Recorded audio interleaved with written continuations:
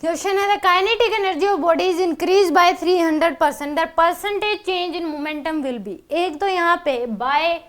और टू में डिफरेंस आपको समझना चाहिए। इस केस में बाय का मतलब क्या है कि काइनेटिक एनर्जी इनिशियल जो थी वो मान लो के है, तो काइनेटिक एनर्जी जो फाइनल है वो आपकी 4k होगी। फाइनल कितनी होगी 4k, यानी कि k तो है ही प्लस में 300% और बढ़ा दी गई। अगर यहाँ पे 2 होता, यहाँ पे इंक्रीज टू 300% होता, तो उस केस में अगर बाई की जगह क्या होता है 2, तो काइनेटिक एनर्जी इनिशियल अगर k है तो फाइनल जो हो जाती वो कितनी हो जाती 3k हो जाती, यानी कि k से बढ़ के कितनी होगी 3k होगी। अब बाय का मतलब है k तो थी प्लस में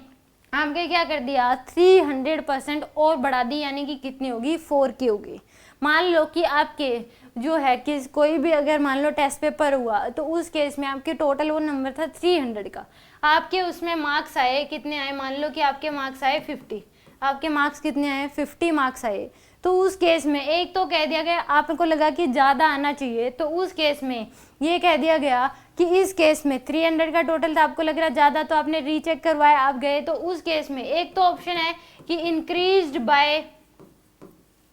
100 और एक ऑप्शन है इंक्रीज्ड टू 100।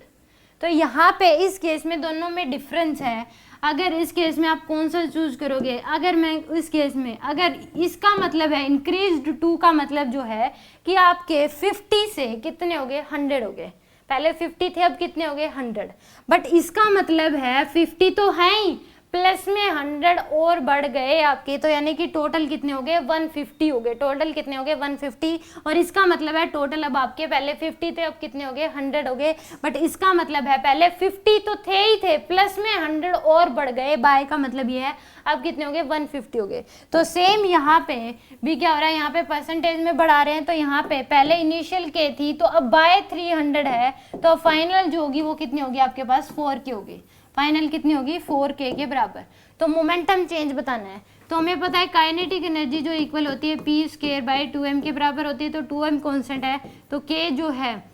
वो p जो है वो क्या आ जाएगा, p में बताना है, तो p आपके पास क्या आ जाएगा, p आ जाएगा √k के बराबर, डायरेक्टली प्रोपोर्शन टू √2k,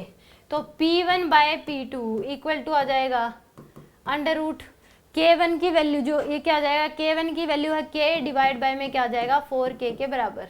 तो यहाँ से p1 की वैल्यू क्या है इस केस में, p1 की वैल्यू p मान लो, ये डिवाइड बाय में ये p1 by p2 equal to √k by में 4√k के बराबर, तो ये तो इससे कैंसिल आ जाएगा, तो p1 बाय p2 की जो वैल्यू है वो आ जाएगी 1/2 के बराबर, यानी कि p2 की जो वैल्यू है वो क्या आ गई 2p1 के बराबर आ गई, p2 की वैल्यू कितनी आ गई 2p1, तो यानी कि इसका मतलब p2 की जो वैल्यू है वो 2p1 आ गई। अब इसने then percentage change in momentum will be ये पूछा है, तो परसेंटेज चेंज इन मोमेंटम जो आएगा वो क्या आएगा p final minus p initial divide by p initial into में 100, तो आ जाएगा p final 2p1 minus p1 divide by p1 equal into में क्या आ जाएगा 100, तो ये आ जाएगा आपके पास p1 बाय में p1 इंटू में 100, तो ये आ जाएगा आपके पास 100% के बराबर। तो चेंज इन मोमेंटम किसके बराबर आ जाएगा 100% के बराबर, ए ऑप्शन इसमें करेक्ट होगा।